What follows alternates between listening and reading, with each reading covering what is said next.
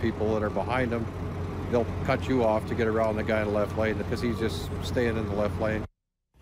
Minnesota lawmakers are trying to ease some frustration on state highways by taking aim at drivers who hang out in the passing lane. A new bill has been introduced that could get you in some trouble if you're not following the law. Valley News Team's Melanie Palmer has more on what you need to know the next time you're thinking about driving and staying in the passing lane. People should pay attention and be courteous.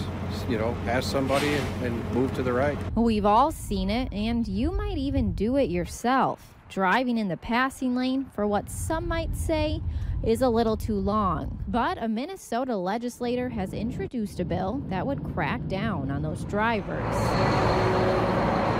It's a so-called slowpoke law, and it could possibly increase the current penalty for all those left lane hogs. According to Minnesota law, once you pass a car and you're able to get back to the right lane, you need to be back in the right lane. Deputy Jorgensen with the Clay County Sheriff's Department tells us currently you can be pulled over if you're staying in the left lane, and you could be cited. That's a $125 penalty.